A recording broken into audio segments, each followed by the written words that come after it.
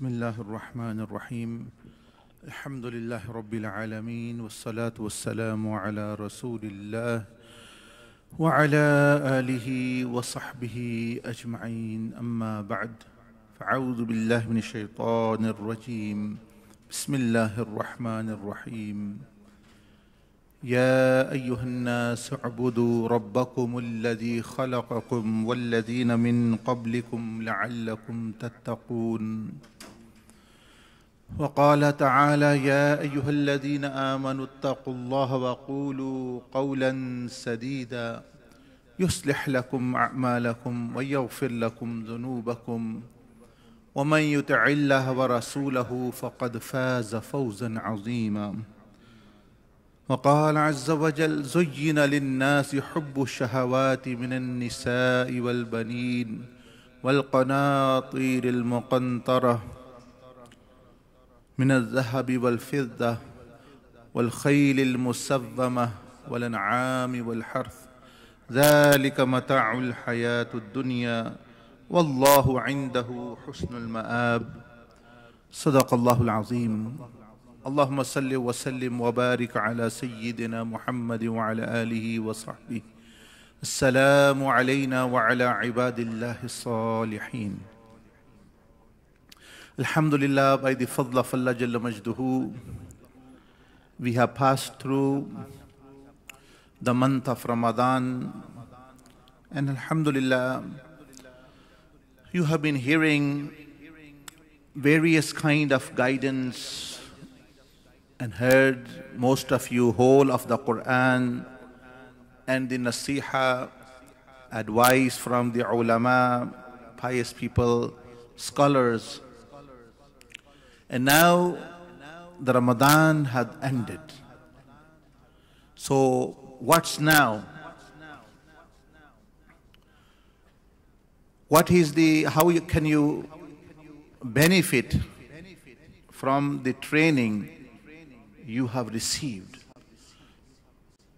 Everyone knows that Ramadan is there to obviously train you, and so that a person can easily attain the blessings. But one point which I have been focusing after Ramadan for myself and other people is to be awake to this great reality and the potential which we have, and we are not maybe aware of that. Because normally when you see people, when people are being distracted, when people are off the track, they are following shaitan and nafs.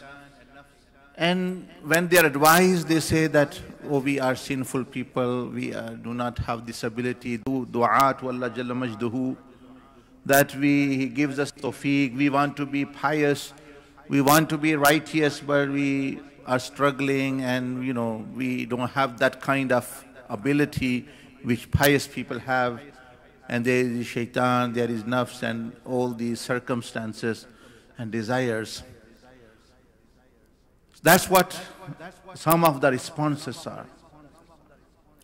Some people have mood swings and all other kinds of, but mainly why people are distracted, there are four reasons.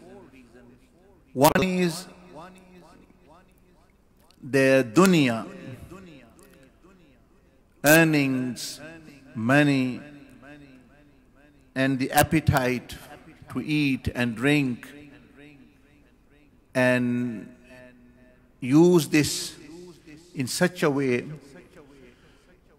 that it distracts a person from Allah Jalla Majduhu, the dunya, the money, the eating and drinking. Second is the instinct and the appetite for sexual intimacy. That is also part of human nature. So for some people, this distracts them. They say that we cannot control ourselves, etc., etc. We easily get in sins. and all these things actually. And the third is just being lazy and comfort, that we are too much lazy, we are comfort, we can't actually, we feel lethargic and all these things.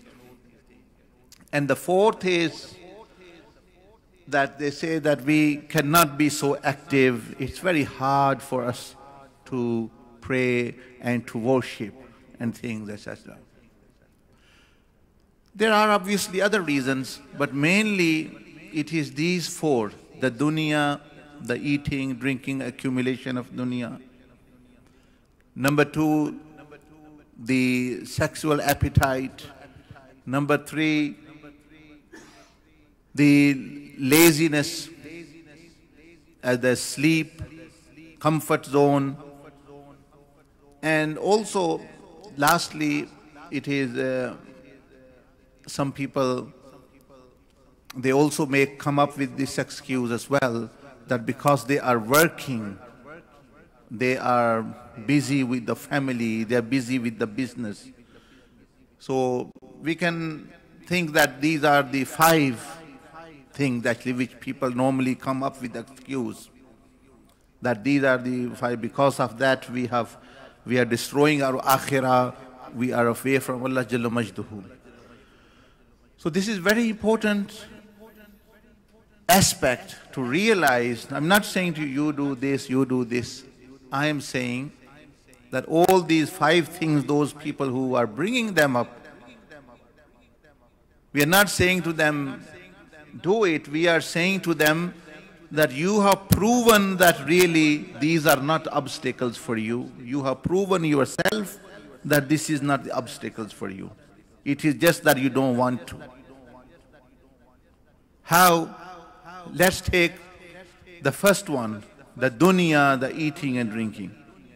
The first one, from the 5, the first one, you have proven yourself you could stay hungry without food and drink for 16, 18 hours. You've proven yourself. I have not. You have done it yourself. Okay, maybe you've not done 30 fasts, some missed some of them. But anyway, but you've proven to your 10 days, 20 days, however, some 30 days, 29 days. You've proven yourself, to yourself, that you could go out with food for 16, 18 hours. With which food? Halal food. That you were able to even restrain yourself from halal food. So how can I believe that you can't restrain yourself from haram food and drink? When I know that you are the person, you picked up 100 kilos of weights. For 30 days you are picking them, fine. And now I say you say I can't pick up 10 kilos. It's not understandable. It just means that you don't want to do it. Now, there's no solution for that. Apart from that, you should actually take the first step. But Ramadan and fasting has proven to you yourself that you could go without food and drink. Which food and drink? Halal food and drink. So, this is first obstacle, the food, dunya. And second obstacle comes in the way, sexual intimacy. I can't control this, I can't control. I have a very, actually, sexual drive is very strong, etc. Okay, it is in human beings. It's been created in human beings. But in Ramadan, what did you prove for 30 days? That from 4 o'clock, 3 o'clock in the morning, for 30 days until evening, you have been restraining yourself, not anyone else. You have proven to yourself that you were able to restrain yourself from halal relationship with your wife. Isn't that true? Someone else has done it, some other saintly person have done it. Or is it that yourself have done it? That you were able to restrain and keep in check and balance yourself, not from haram relationship, not from pornography, not from other things only. They are haram anyway. But the halal relationship, you did not sleep with your wife during the day because you thought that you are fasting, and you were able to keep. So this means you have the ability, alhamdulillah. It's just a matter of using it. It's not that you don't have. You have that potential. Third thing which people say that we are lazy, we can't do anything. We are very lazy, you can't get up from sleep and, Fajr prayer and this. You have proven that you were awake in the middle of the night. And many of you were awake all through the night up to Fajr. But most people even got up 1:30, 2 o'clock for Sahri and they were about half night they were up. So they have proven themselves that they can break that cycle of comfort. If they want so, easily they did that. Alhamdulillah, they can. The fourth is that they think, it's a prayer of salah, other ibadah is too hard, Fajr prayer, Zuhur, Asr. You have proven to yourself, fourthly, that you have been praying 20 rakat salah plus Isha. Which salah is 20 rakat from the 5 salah? Zuhur is 12 rakat, Asr is 8 rakat, Maghrib is 7, Fajr is 4. So you have proven to yourself that you could pray actually more than any of these salah. So there is no excuse that now you say you can't, because you have, and that 20 rakat was not like Fajr, Zuhur, Asr, Maghrib. That 20 rakat you listen whole of one juz of Quran every day.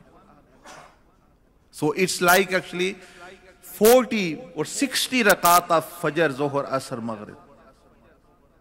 Because normally you pray Zuhur in 15 minutes, Isha in 15-20 minutes, and it's 17 rakat.